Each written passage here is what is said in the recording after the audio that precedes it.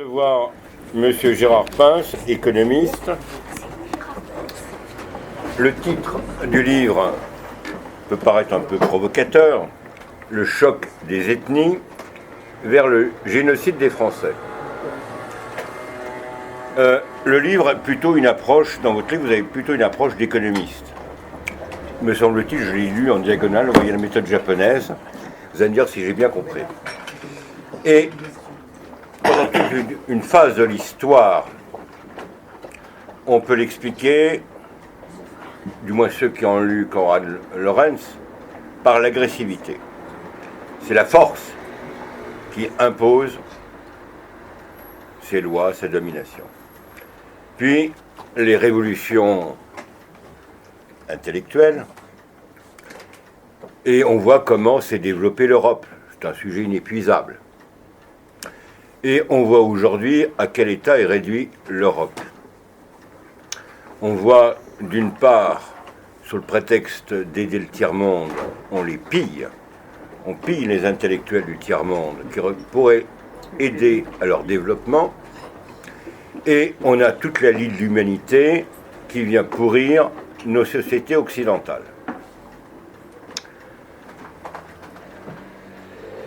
Et votre sous-titre, c'est « Vers le génocide français ». C'est un vieux thème dans nos milieux. Le génocide par l'avortement, d'une part, et le génocide culturel et l'invasion de la barbaresque. Alors, il ne s'agit pas de se faire plaisir, de sourire. La situation est grave. On est arrivé certainement à la 25e heure, comme le disait notre ami Giorgio. Il faut peut-être, si on a encore le temps, ne pas se lamenter sur les temps révolus, pleurer, comme Augustin sur la chute imminente de sa cité envahie par les barbares. Et il est bon de se rappeler, entre parenthèses, que les évêques qui ont assumé la romanité ont sauvé la civilisation contre les barbares. À l'époque, on ne voyait pas les évêques en disant aux Goths et aux autres, mais braves, venez chez nous, prenez nos femmes, prenez nos champs. Bien sûr que non. Et s'ils venaient, ils les baptisaient. Donc ça peut être le lien avec la conférence précédente sur l'islam en Russie. Ici, il est évident que le choix qui nous est offert, et ce n'est pas un extrémiste qui l'écrit, c'est M. François Hollande, c'est la partition ou les guerres civiles. Et on peut dire que pour différentes raisons, ce scénario a été, par les élites mondialistes, savamment concocté. Alors il y a peut-être quelques lueurs d'espoir, mais il faut voir, est-ce qu'on est digne, est-ce qu'on est réellement des combattants?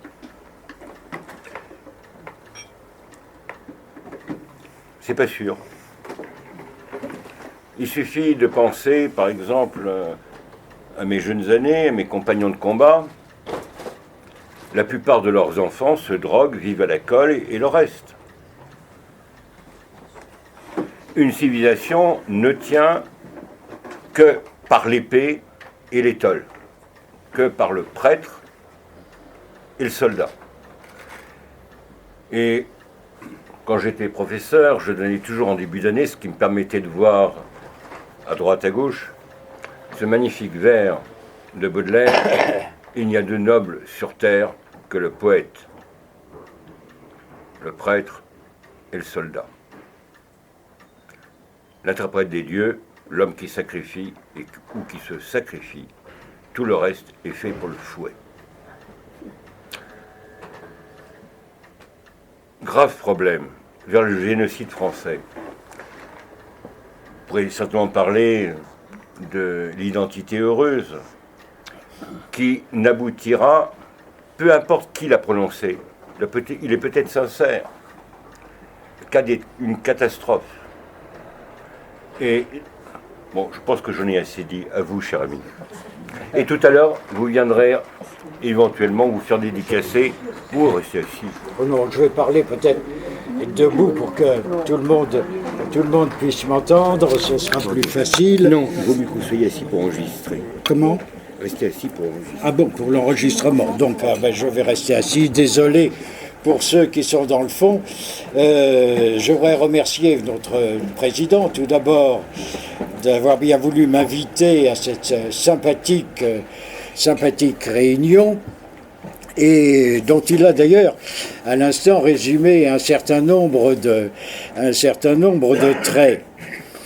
Alors j'ai écrit effectivement plusieurs essais, des romans, des essais, et un essai qui s'intitulait « Les Français ruinés par l'immigration », donc essentiellement un travail, disons, comptable et économique. Et je me suis rendu compte quand même qu'à partir de ce bilan factuel et par rapport à tout ce qu'on pouvait lire par ailleurs, nous étions confrontés à un choc d'une très grande importance et que personne ne décrivait d'une manière parfaitement correcte. Je veux insister par là sur le fait que décrire, ce n'est pas expliquer. C'est-à-dire qu'on peut effectivement décrire des choses, mais pour les comprendre, pour les analyser, il faut revenir aux causes ou aux conséquences. On va peut-être attendre que madame soit rentrée ou sortie.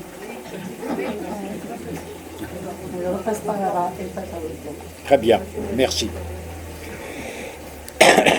Et à partir donc de cette analyse, je me suis décidé à entamer cet ouvrage, un ouvrage beaucoup plus important, le choc des ethnies, donc vers le génocide des Français, avec un point d'interrogation quand même, avec un point d'interrogation, qui permet justement de comprendre les causes de ce choc que nous connaissons aujourd'hui et de pouvoir par conséquent anticiper les conséquences. Alors comme vous le rappelez, votre président, je suis essentiellement un économiste, j'ai voyagé, séjourné, travaillé ou en touriste ou en travail dans 140 pays, et donc mon approche est strictement économique. Je ne suis pas historien, je ne suis pas géographe, je suis simplement économiste.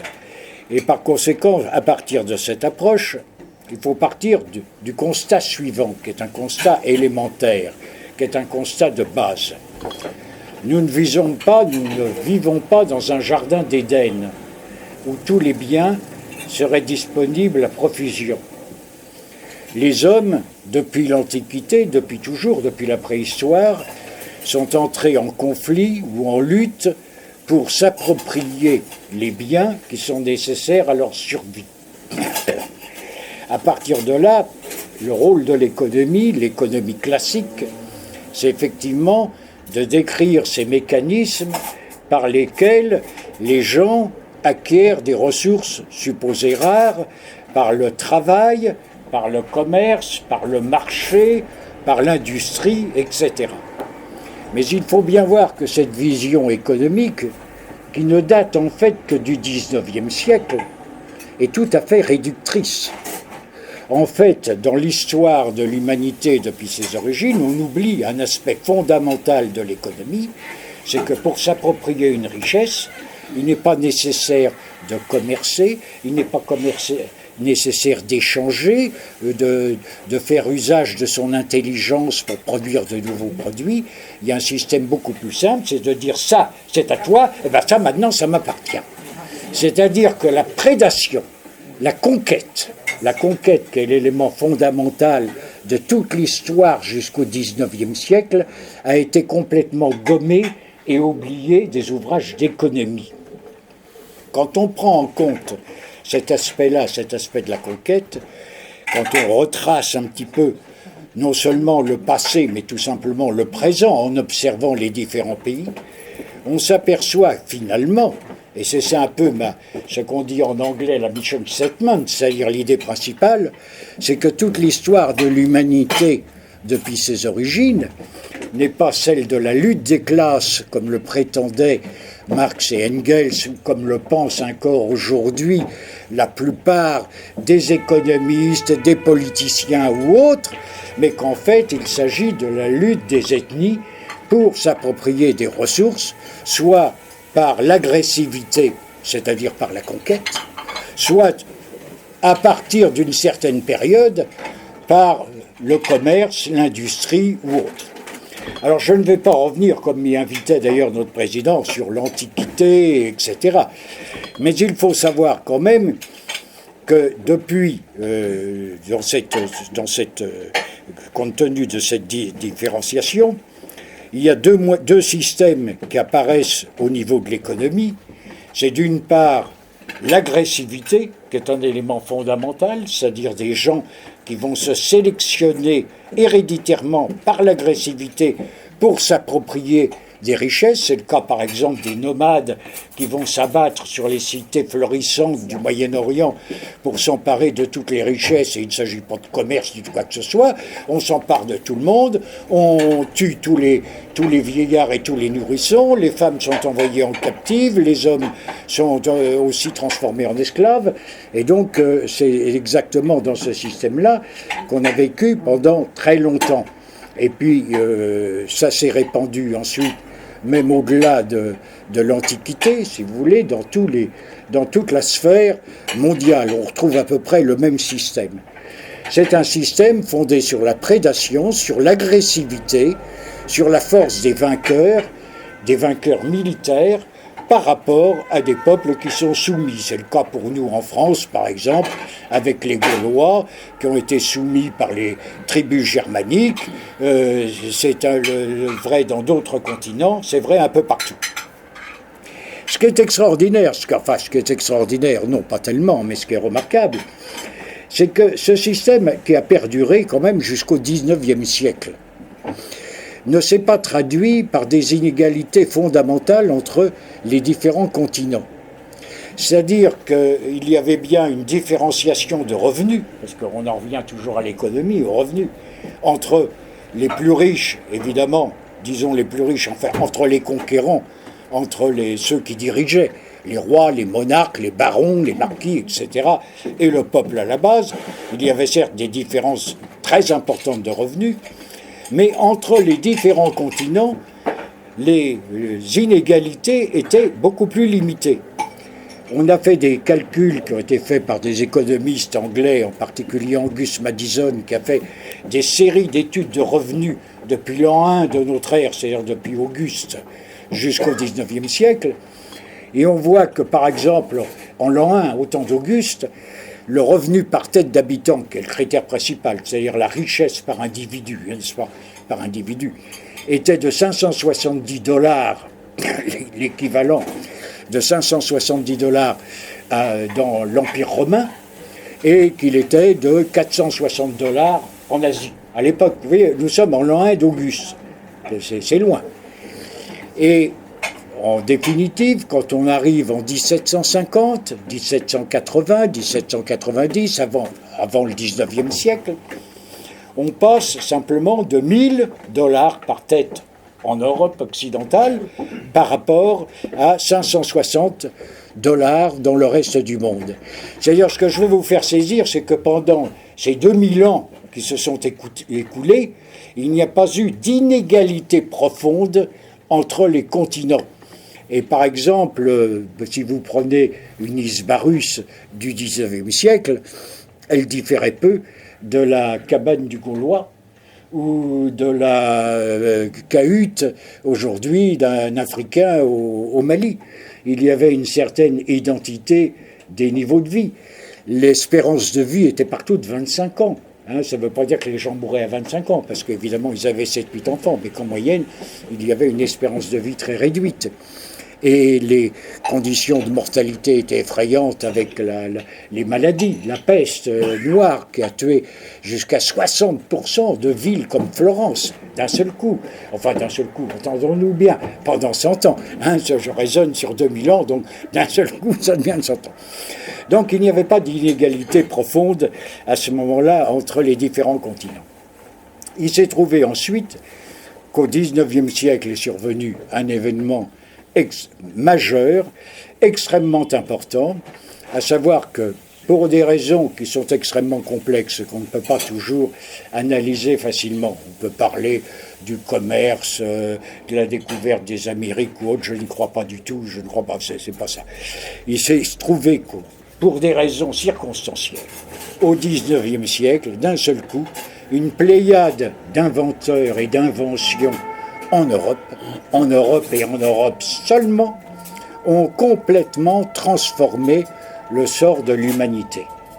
Nous avons eu des savants qui sont survenus, des inventeurs plus précisément, des inventeurs qui ont créé de nouveaux concepts. Nous avons vu apparaître une économie de l'intelligence, c'est-à-dire une économie non seulement d'un machinisme béat, mais de l'incorporation de l'intelligence dans la matière pour produire en immense quantité des biens qu'aucune ethnie n'avait envisagé jusque-là. Et ce sont des hommes dont on a gardé d'ailleurs les noms, que ce soit Bell, que ce soit Volta, que ce soit Diesel, que ce soit Dunlop, que ce soit Becquerel, que ce soit Edison. Edison, bon, tout a été inventé en l'espace du XIXe siècle par une seule ethnie, par l'ethnie occidentale. L'ethnie européenne, enfin, européenne, entendons bien. Quand je parle d'ethnie occidentale ou européenne, dans la suite de ces exposés, j'entends non seulement les Européens proprement dit, de Brest jusqu'à l'Oural ou au-delà, mais j'entends aussi évidemment les démembrements, les offshore, c'est-à-dire l'Amérique du Nord, l'Australie, l'Argentine, l'Uruguay, le Chili, mais enfin le cône andin, qui sont habités aussi par des Européens de souche. Vous savez qu'en Uruguay ou au Chili ou en Argentine, ils sont plus européens que chez nous, au point où on en est. Hein. Donc il faut avoir une vision un peu élargie des choses. Donc on a assisté à une efflorescence fondamentale d'inventions complètement nouvelles et qui n'avaient rien à voir avec le passé. Parce que imaginez un peu un musée où on ferait ranger toutes les découvertes, enfin pas les découvertes, mais enfin les pratiques, les techniques de l'homme depuis l'origine. Prenez par exemple une diligence.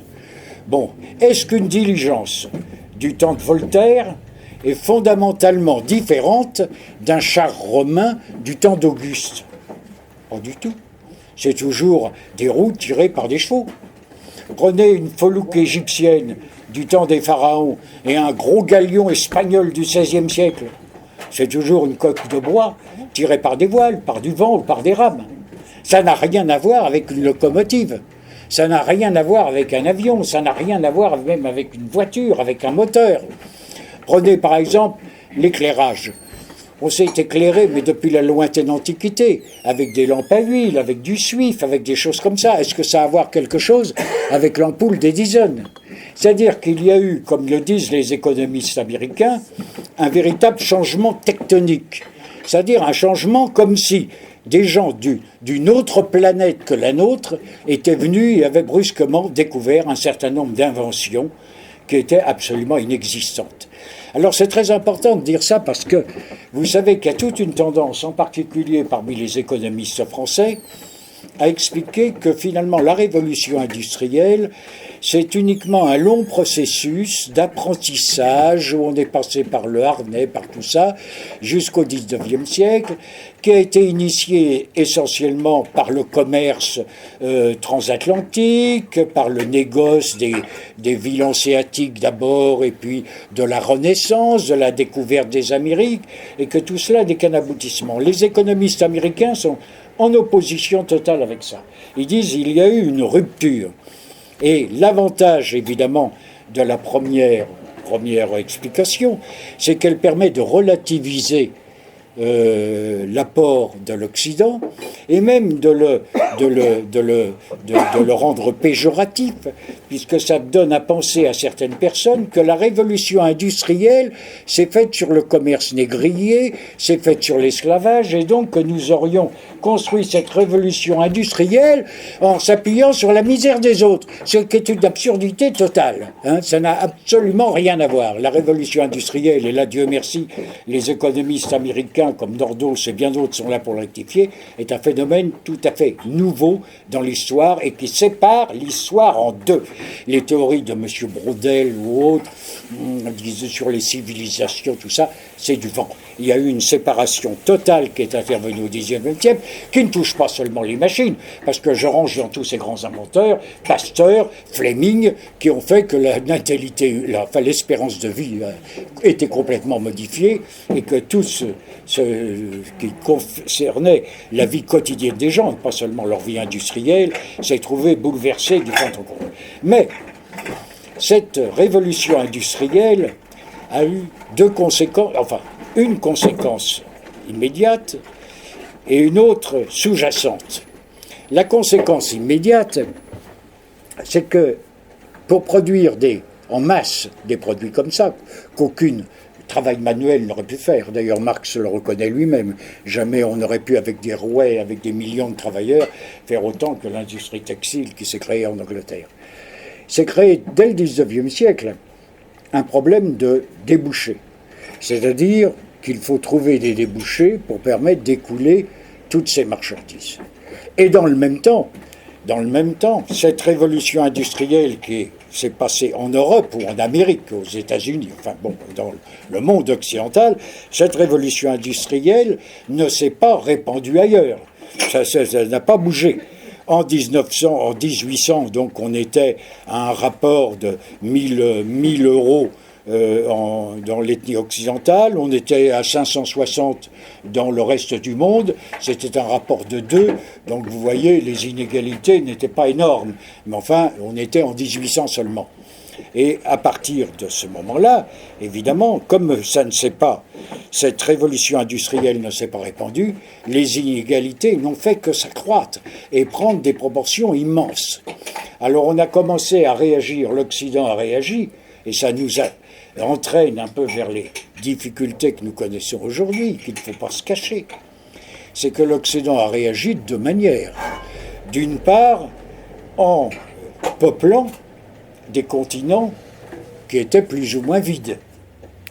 On a au XIXe siècle envahi quasiment l'Amérique du Nord, l'Amérique du Sud et l'Australie, où les populations quand même qui étaient présentes pour des raisons diverses, la maladie ou autres, ont disparu.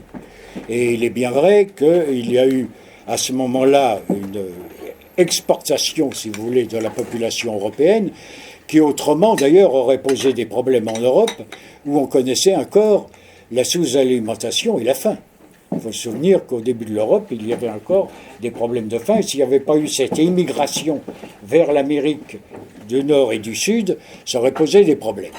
Le deuxième élément, indépendamment de cette ère arabe, c'est qu'on s'est lancé à la conquête par la colonisation du reste du monde.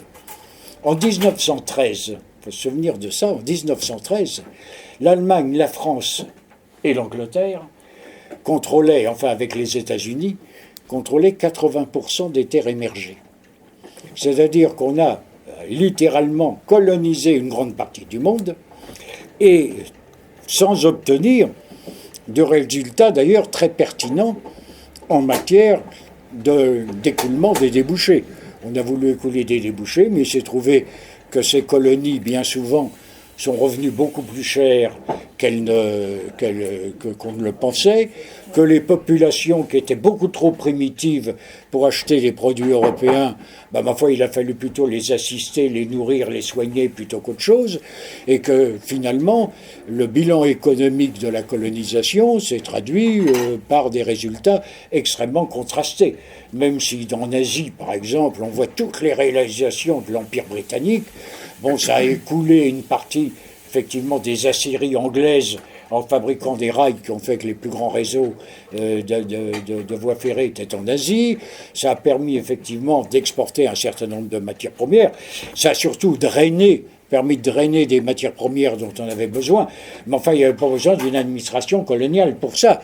Aujourd'hui, on a des compagnies pétrolières, elles ne colonisent pas les pays, elles drainent bien le pétrole, le cacao, le café, tout ce dont on a besoin. Il n'y avait pas besoin d'une administration coloniale. L'inconvénient, c'est qu'en revanche, cette séparation, cette colonisation a créé un front du ressentiment chez beaucoup de peuples qui en ont gardé une certaine hostilité à l'égard de l'Occident et à l'égard des Blancs, pour parler tout simplement, même si c'est quand même extrêmement nuancé. Compte tenu de ce constat, on a ensuite, puisque les pays ont été décolonisés, d'autant plus que la colonisation ne rapportait rien, on en est passé à l'aide au développement. Mais l'aide au développement n'a rien donné non plus, ça a été un échec complet, et finalement, quand on se situe en 1990, c'est-à-dire qui est une date charnière, 1990, depuis 1913, depuis 1800, on était parti d'un rapport entre riches et pauvres qui était de 2. Or, en 1990, après la décolonisation, après tout ça, on en est dans un rapport de 6-4. Et c'est-à-dire qu'un rapport qui concerne des 2 moyennes, mais que si on regardait le revenu, par exemple, de l'Américain par rapport à l'Africain, on serait dans une différentielle de 50, voire même de 100 ou de 200. Autrement dit, le développement industriel, le développement économique ne s'est pas répandu. Il ne s'est pas répandu par l'effet parlons pas de la force, mais enfin par l'effet de l'enseignement, d'un enseignement autoritaire avec la colonie, et il ne s'est pas développé, il ne s'est pas produit non plus par l'effet de l'argent qu'on a injecté dans ces pays pendant quand même près de 20 ans, parce que l'aide au développement, ça a commencé en 60 et ça s'est terminé pratiquement en 1990. Alors quand on regarde, il faut rechercher quelles sont les causes de cette chose. Il faut essayer d'analyser les causes. Les causes, c'est assez simple, vous savez, alors ça, on n'en parle pas beaucoup dans les médias, et je vais peut-être en scandaliser un certain nombre d'entre vous. Mais je m'appuie sur des statistiques. Je n'invente pas des faits surnaturels. Nous avons vu que la révolution industrielle, elle est venue essentiellement d'inventeurs, d'une pléiade d'inventeurs qui brusquement ont changé un certain nombre de choses, ont transformé complètement notre vie. Or, ces inventeurs se recrutent en général, ne sont pas forcément les gens les plus diplômés, mais se recrutent évidemment parmi les gens les plus intelligents. Ce sont des gens qui ont des capacités imaginatives, inventives, qui sont très supérieures à la moyenne. Donc ce qui est intéressant, c'est de se poser la question, est-ce que tous les pays du monde ont cette élite d'inventeurs, de scientifiques ou d'inventeurs? Est-ce qu'ils l'ont? Là, nous avons des statistiques. Ce sont celles de la Banque mondiale. Ce n'est pas celles que Gérard Pince a inventées. Ce sont les statistiques de la Banque mondiale.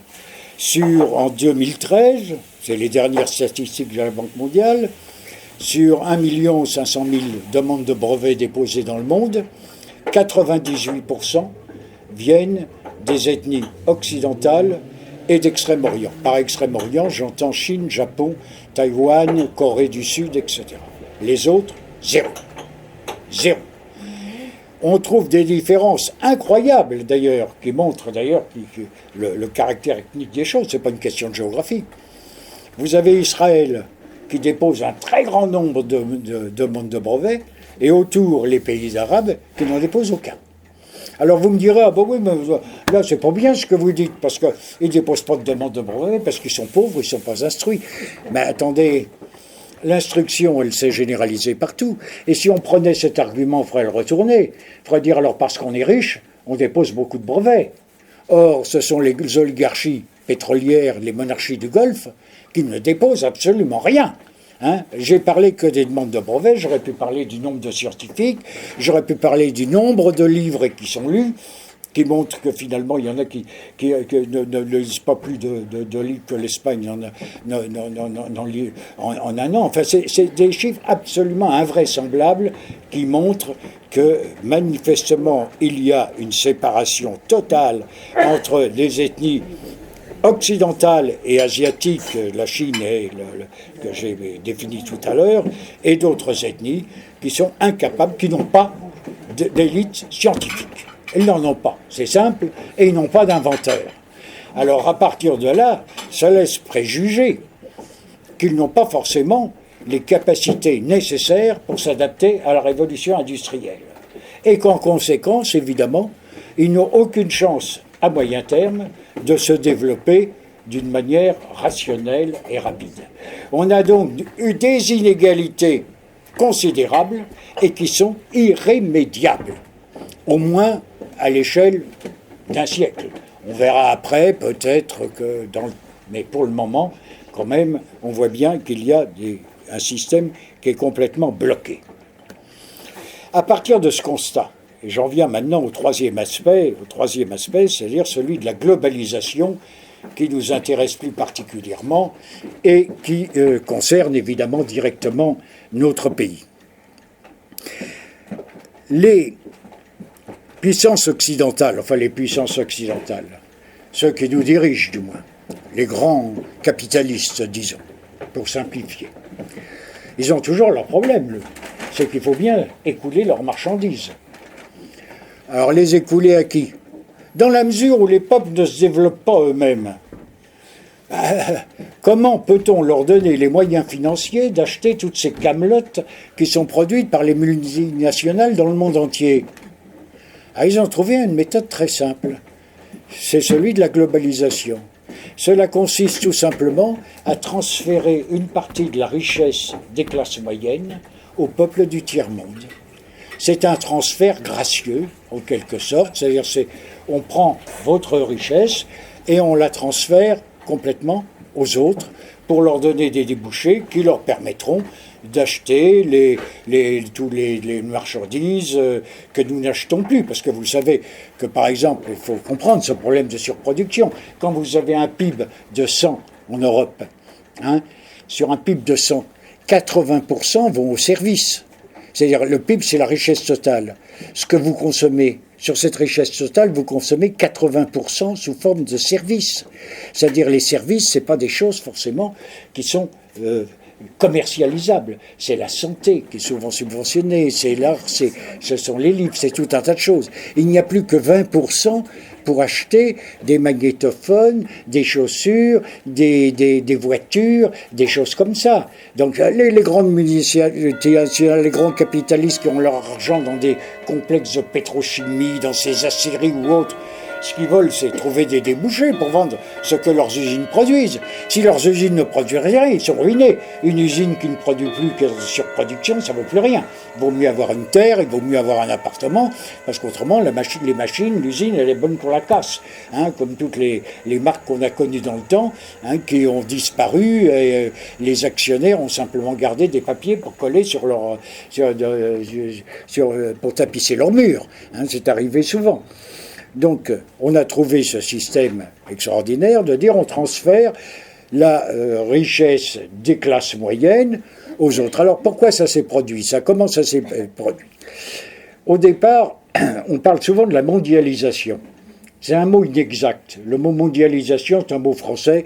Ça peut s'appliquer à une notion géographique. On peut dire qu'une marchandise est mondialisée parce on la retrouve partout, qu'une marque est mondialisée. Mais le véritable mot qui est employé en anglais par les promoteurs du système, c'est le mot globalisation. Globalisation, c'est un processus. C'est un processus qui consiste effectivement à ouvrir tous les marchés par le biais du libre-échange, à développer au maximum les délocalisations, l'immigration, et qui doit s'accompagner aussi par les droits de l'homme partout, la démocratie partout, etc., etc. Et c'est un processus qui a été formalisé en 1980 par la Banque mondiale, le FMI et le Trésor américain. Il n'y a pas eu une sorte de traité. Il y a eu simplement des décisions qui ont été prises par consensus entre ces trois instances, représentant le centre du monde, la Banque mondiale, le Fonds monétaire international et le Trésor américain, c'est-à-dire le dollar qui abonde tout ça. Ils ont décidé cette politique et tous les autres pays ont suivi, d'autant plus qu'on était en 1980 dans la perspective déjà de l'effondrement de l'Union soviétique et qu'il s'agissait de construire un monde nouveau. On a donc construit ce monde nouveau et on en voit maintenant les résultats. Alors les résultats, je vais prendre un petit peu le cas de la France, comme nous invitait notre président. On dit qu'il faut passer au libre-échange total et à la libre circulation des personnes, etc., etc. Alors, on va commencer par les délocalisations. Alors les délocalisations, c'est un moyen de transférer de la richesse. C'est-à-dire, je suis un capitaliste, je transfère mes usines au Bangladesh. D'abord, je commence par licencier tous les Français qui sont là, et je transfère mes usines au Bangladesh, je les paye suffisamment, ils achèteront mes marchandises. Il y a un véritable transfert de richesse, et non seulement un transfert de richesse, mais aussi un transfert de connaissances. Parce qu'il ne faut pas s'étonner que la Chine copie nos avions et nos TGV, puisqu'on leur en a transmis les plans. Donc on transmet les plans, on transmet tout, on délocalise, et ça se traduit par des chiffres faramineux, c'est-à-dire qu'entre 2000 et 2013, d'après les chiffres de l'INSEE, là encore, ce n'est pas des chiffres que j'invente, ce sont les chiffres officiels du gouvernement français, il y a 330 milliards d'euros qui sont partis. 330 milliards d'investissements français à l'étranger, en l'espace de 12 ans. Il ne faut donc pas s'étonner qu'on ressemble de plus en plus à un désert industriel. Alors, en même temps, ce qui est amusant, mais je vous mets en garde contre ça, c'est que vous entendez souvent des imbéciles à la télévision qui disent, vous savez, les investissements étrangers en France, on est très accueillant, hein, ça marche très bien. On a accueilli cette année 10% de plus d'investissements étrangers en France. Hein. Qu'est-ce qu'on est content. Ce qu'ils oublient simplement, c'est que par rapport aux investissements étrangers en France, c'est un côté du bilan. Il y a l'autre côté qu'il faut prendre en compte. L'autre côté, c'est les investissements français à l'étranger. Et on regarde le solde. On ne prend pas une seule ligne. C'est-à-dire que ce sont des ignorants et des incapables. Enfin, peu importe. Ne nous laissons pas entraîner dans la polémique. Quant à l'immigration, c'est le même processus. On fait venir des gens. Et là, c'est tout à fait bonifiant surtout pour les entreprises qui ne peuvent pas délocaliser. Parce que tout le monde ne peut pas délocaliser. Les entreprises de services, les entreprises de commerce, de restauration ou autres, c'est difficile de délocaliser. Donc on fait venir des étrangers, on licencie les Français, on fait venir des étrangers, on leur donne leur salaire qui leur permettent de consommer. Et tous les frais accessoires, tous les coûts accessoires à cette immigration, coûts de logement, d'infrastructure, de transport, d'insécurité, et tout ça c'est pour les contribuables. C'est-à-dire qu'en fait, au nom du libéralisme, ce qu'on admet, c'est que ces entreprises, elles sont subventionnées. Elles sont subventionnées puisqu'elles ne payent pas le coût complet de leur main-d'œuvre. Si elles devaient payer le coût complet de leur main-d'œuvre, elles ne pourraient pas. Hein? Mais le coût complet de la main-d'œuvre, elles en payent une partie, le coût direct. Mais le coût indirect, c'est vous qui le payez par tous les frais. Alors, vous connaissez les chiffres de l'immigration. Bien sûr, j'ai fait une étude consacrée uniquement sur ce sujet. Je crois que les chiffres ont été difficilement contestés par qui que ce soit, puisque je m'appuie sur les chiffres du gouvernement français, je ne peux pas faire autrement. L'immigration, actuellement, il y a 10 millions d'immigrés tiers, c'est-à-dire qui viennent en dehors de la Suisse, de la Norvège, de l'Italie, de l'Espagne, tout ça, 10 millions. Sachez que, d'après les statistiques officielles, 6 sur 10, parmi ceux qui sont en âge de travailler, sont oisifs. 6 sur 10. C'est le rapport complètement opposé à celui des Français de souche, où 6 sur 10 sont occupés. 6 sur 10 sont inoccupés. Alors ça se traduit évidemment par une absence de revenus, ça se traduit par de faibles ressources fiscales, j'ai calculé tout ça, ça se traduit par un déficit en 2011, puisque c'était les derniers chiffres dont je disposais pour cet essai paru en 2013, ça se traduit sur un déficit total de la France en 2011 de 103 milliards, par un déficit de 65 milliards qui est imputable aux seuls immigrés des pays tiers. 65 milliards. Et ça vient tout simplement d'une chose, il n'y a pas besoin d'être polytechnicien pour le comprendre, quand vous avez aussi peu de travail, vous avez beaucoup de revenus sociaux, vous n'avez très peu d'impôts, et par conséquent, quand on fait le différentiel, on aboutit à ce résultat. Et sur le plan qui concerne la vie de tous les jours, parce que vous savez, les déficits fiscaux, après tout, les autres paieront, mais c'est pas seulement ça. J'ai fait une étude sur le PIB, c'est-à-dire sur la richesse économique totale, et ça se traduit en fait par l'équation suivante. S'il n'était pas là, j'ai raisonné de cette façon, je me suis dit, s'il n'était pas là, quel serait le PIB par habitant de la France ? Le PIB par habitant de la France est 31 400 € actuellement, avec eux. S'il n'était pas là, en refaisant tous les calculs de l'ensemble, marché du travail, revenus, ressources fiscales, économie, exportation, importation, tout ce que vous voulez, on serait à 33 000. C'est-à-dire que s'il n'était pas là, notre PIB par habitant serait de 2 000 € supérieur à ce qu'il est. Alors vous pourrez dire, bon, 2 000 €, d'accord, mais dites, quand on parle du PIB par habitant, c'est pas seulement celui d'une personne adulte, c'est celui du nourrisson, c'est celui d'une personne très âgée. Pour une famille de 4 personnes, 2 parents et 2 enfants, par exemple, ça fait 8 000 € par an. Ça fait, sur 5 ans, ça fait 40 000 €. C'est le prix de 2 voitures. Dites-moi, mais en matière d'enrichissement, vous ne trouvez pas mieux ? C'est un véritable appauvrissement que nous subissons. Et ça s'est traduit par quoi ? Par un laminage complet de la classe moyenne. 44% en 1962, 22% aujourd'hui.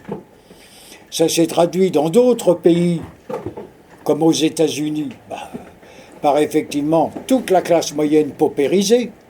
Il faut voir aux États-Unis, moi j'y étais il n'y avait pas longtemps, il y a 4-5 ans, mais même dans l'Ouest américain, on nous dit en Californie du Sud, où c'est un paradis, paraît-il, mais il faut voir dans quel état étaient beaucoup de gens. Il faut voir ces immenses parkings où les gens vivaient dans des mobil-homes parce qu'ils avaient été chassés de leur maison.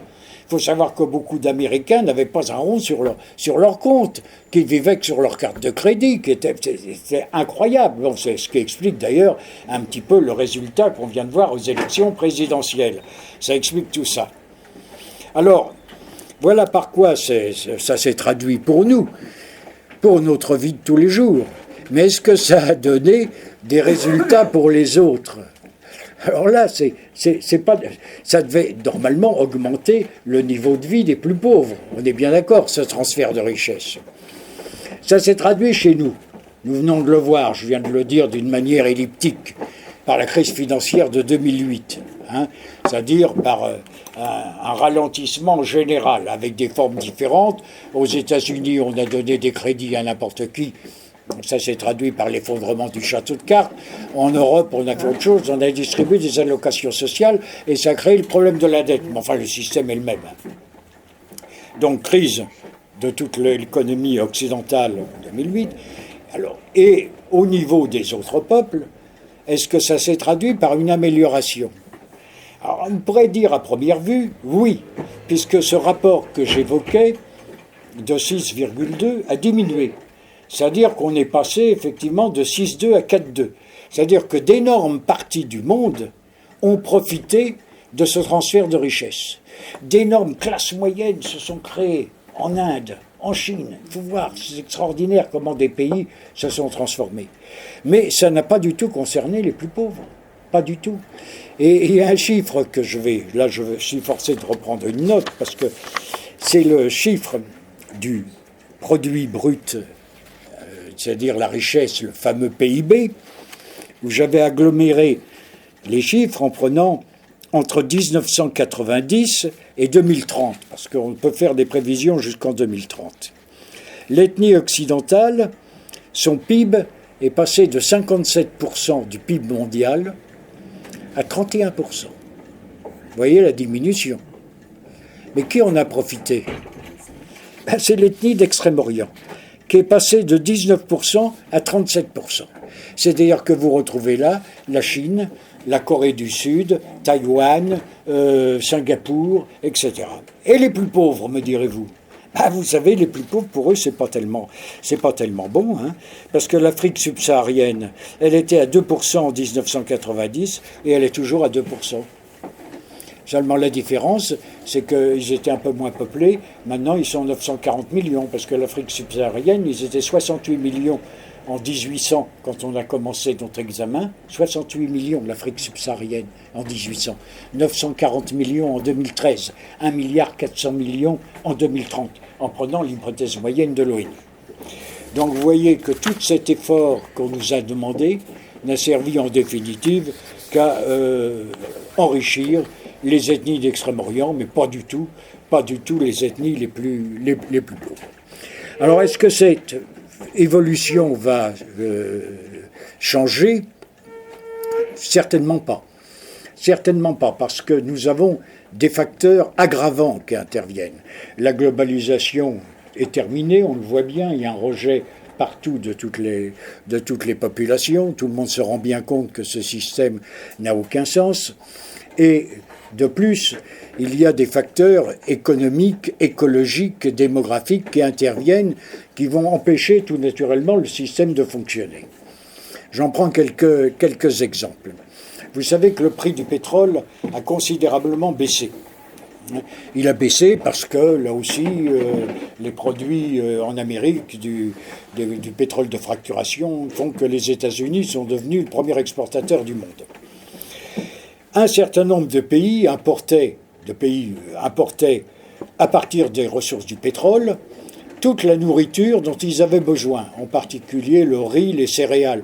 C'est le cas par exemple des pays du Maghreb. Il faut savoir que les pays du Maghreb, tout ce qui sert à leur consommation pour manger, ils l'importaient complètement. Le riz, les céréales, ils n'ont plus aucune production. C'est le cas au Sénégal, c'est le cas dans d'autres pays. Alors là, ils vont se retrouver dans une situation extrêmement pénible, parce que le prix du pétrole baisse, donc plus de ressources, mais en même temps, le prix des denrées alimentaires augmente. Ils auront un effet de ciseau, et donc leur population vont se trouver largement subventionnée jusqu'à présent, n'auront plus qu'un seul espoir, venir chez nous. Et alors, cet effet de ciseau est important parce que, effectivement, non seulement le prix des denrées augmente, mais c'est normal. C'est pas seulement lié à l'augmentation de la population mondiale, mais songez qu'avec des classes moyennes, comme celles qui apparaissent en Chine ou en Inde, là, quand on parle de classe moyenne en Chine ou en Inde, on parle de 400 millions de personnes. C'est massif. Or, ces gens-là qui consommaient que du riz, ils consomment du porc. Or, pour avoir 1 kilo de porc, il faut 7 kilos de céréales. Il faut plusieurs mètres cubes d'eau. C'est-à-dire qu'il va y avoir une pression énorme sur toutes les denrées alimentaires qui font que tous ces pays sont carrément condamnés à la faillite, au désespoir et à la faim. Alors, je laisse de côté, je n'y reviendrai pas, l'anarchie politique qui règne là-bas en Somalie ou ailleurs, le catastrophe qu'ont créé tous ces changements où on a supprimé les États, on a voulu les supprimer et il n'y a plus aucune. On vit dans une anarchie planétaire dans beaucoup d'endroits, à tel point qu'il y a beaucoup d'endroits, vous savez, qui sont devenus plus inaccessibles qu'au temps des explorateurs du 19e siècle. Vous ne pouvez pas, dans un pays africain, maintenant, dire je vais prendre un taxi puis je vais aller me promener en brousse. Là, à partir de la nuit, l'État ne contrôle qu'à peine la capitale et surtout pas les routes. Il y a beaucoup d'endroits. Moi, j'ai été au Yémen il n'y a pas longtemps. Maintenant, vous voyez bien, il n'y a même plus la peine d'y penser. C'est tout ça. Donc, ça crée une situation anarchique, chaotique, ruineuse. Et par conséquent, et j'en viens évidemment à ce qui nous concerne ici maintenant directement, au fait que toutes ces populations n'ont simplement qu'un seul rêve, c'est de venir en Europe. de venir en Europe pour profiter de notre Eldorado, pour profiter de notre société, pour profiter de tout. Alors, leurs motivations peuvent être diverses, mais on a fait des études qui montrent que si effectivement les populations du Maghreb étaient libres de se déplacer, enfin du moins au niveau des jeunes, 60 à 80% des jeunes iraient directement en Europe, si on supprimait les visas et tout ça. Donc directement, vous auriez des pays entiers qui se dépeupleraient, et ici on serait absolument surpeuplé.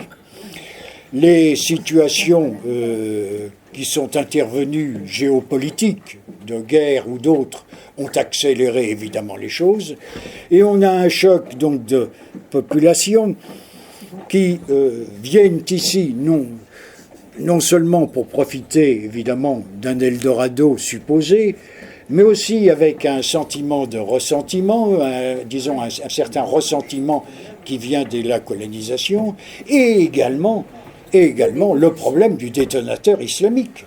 Parce que l'essentiel de ces pays qui sont touchés par l'extrême pauvreté, ce ne sont pas les Chinois, ce ne sont pas les Hindous, enfin les Indiens, mais ce sont essentiellement les pays d'Afrique subsaharienne, l'Afrique du Nord et d'Asie, du Moyen-Orient. Et à partir de là, on assiste évidemment à un choc ethnique avec ces populations qui viennent en grand nombre et qui manifestent, contrairement à ce qu'on nous dit, des sentiments quand même hostiles. Vous avez vu, il y a eu une étude une étude britannique qui a montré quand même que 15% de la population en France, 15% de la population en France soutenait l'État islamique. 15%, c'est exactement le pourcentage de la population des immigrés du tiers-monde en France.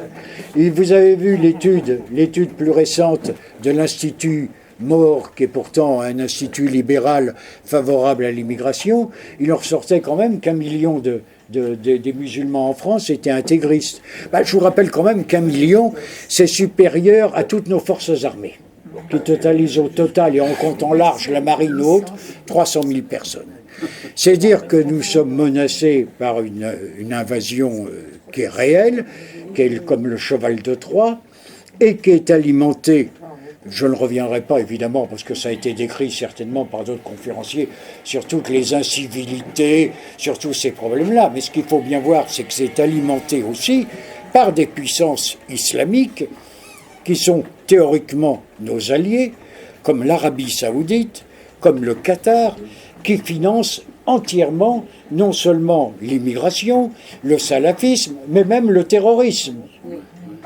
Et alors, on peut dire, vous me direz, oui, mais quand même, il ne faut pas exagérer, parce que le roi d'Arabie Saoudite, il est notre allié. Mais c'est pas comme ça que ça se passe.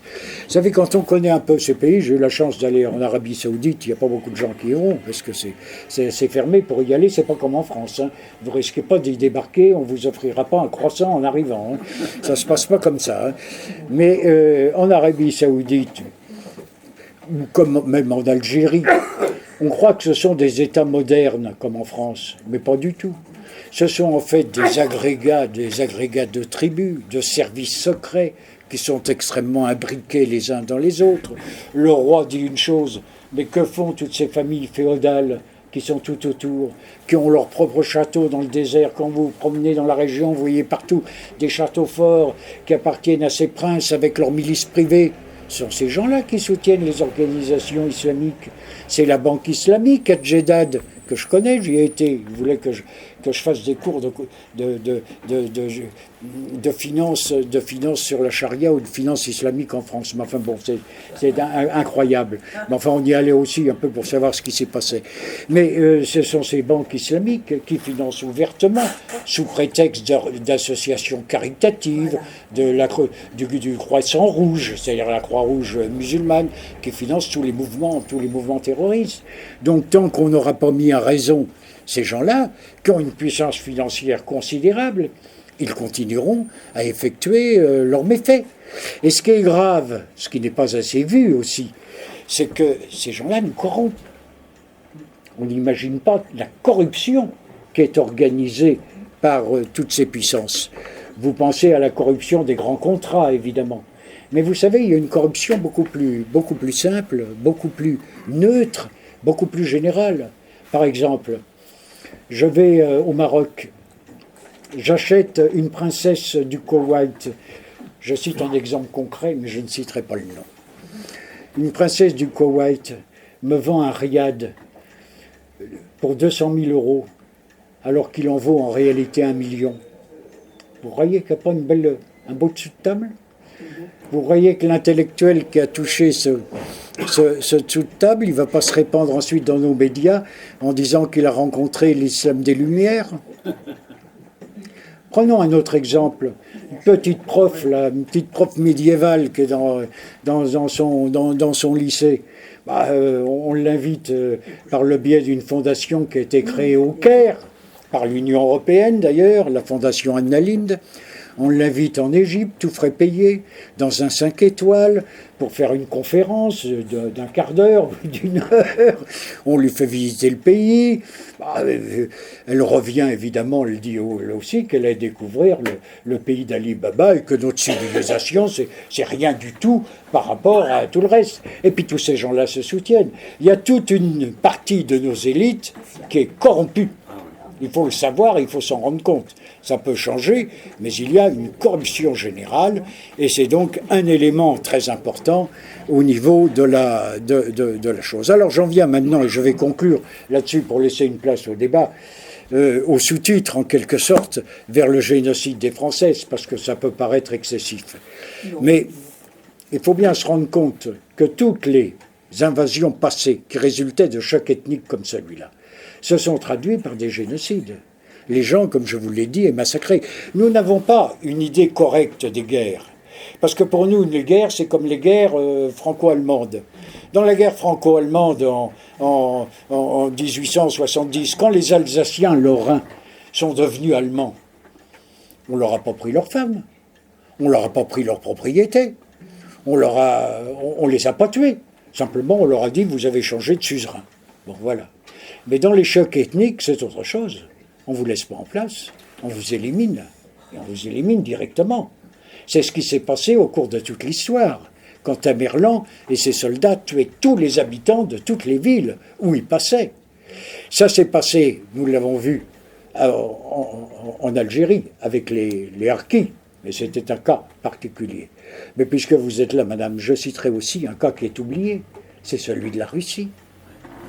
Quand, au moment où l'Union soviétique s'est effondrée, beaucoup de Russes qui vivaient au Kazakhstan, en Tadjikistan, dans toutes ces régions russes, qui étaient pourtant sous le même régime, qui vivaient avec leurs voisins, dans le même régime économique, puisque c'est les marxistes. Mais beaucoup ont été forcés de partir très vite, parce qu'ils étaient menacés de se faire égorger ou tuer. Et il y a eu d'ailleurs des massacres dans ce cas-là. On a vu aussi ce qui s'est passé, mon voisin peut en témoigner, en Yougoslavie. On a vu ce qui s'est passé en Algérie, pendant la guerre civile algérienne. On sait ce qui s'est passé en Indonésie. En Indonésie, c'est un cas particulier. 3% de la population, des Chinois, contrôlent 70% de l'économie indonésienne. Immédiatement, ça a été un génocide. Parce que c'est un aspect qui est important à souligner, qui explique aussi ce problème de délocalisation. C'est qu'avec la mondialisation, j'ai oublié de le dire, mais je le dis entre parenthèses, mais c'est un point important. Avec la mondialisation, l'ethnie capitaliste a profondément changé. Un peu partout dans le monde, ce sont des minorités ethniques qui conduisent le capitalisme. C'est vrai en Indonésie, dans toute l'Asie, avec les Chinois, par exemple, qui détiennent 70% de l'économie, au Cambodge, en Indonésie, partout. C'est vrai en Amérique du Sud. C'est vrai en Afrique, avec les Libanais, par exemple, ou les Syriens, qui détiennent toute la bourgeoisie indigène, tous ceux qui ont des affaires qui ne sont pas des Européens, c'est-à-dire les compagnies pétrolières, ce sont en fait des gens qui ont la nationalité du pays où ils sont maliens ou sénégalais, mais ils sont libanais. C'est vrai un peu partout, c'est d'ailleurs peut-être que ça peut s'étendre même à l'Europe occidentale, où on voit que partout ce sont des minorités qui étaient habitués à manipuler de l'argent, qui avaient des dons pour le négoce ou le commerce, qui dans un monde qui est financiarisé complètement, se sont accaparés le pouvoir. Bon, je ferme la parenthèse et j'en viens donc à la conclusion pour dire qu'effectivement nous sommes face à un choc ethnique considérable et qu'il faut bien entendu se réveiller. Et j'ai essayé d'écrire ce livre pour susciter évidemment un sursaut en me disant, ça avait été écrit évidemment avant l'élection de Trump, en disant que finalement il fallait attendre un miracle pour nous sauver, parce que face à un tel concours à la fois d'événements géopolitiques, un tel concours de la presse, des médias, des grands capitaux, je ne voyais pas comment on pourrait s'en sortir. Mais vous voyez, il ne faut jamais désespérer, puisqu'il y a eu des changements qui sont intervenus et vont s'amplifier. Et je pense que de nouveau, l'histoire reprendra son cours. Dieu merci. Merci, Monsieur le Président.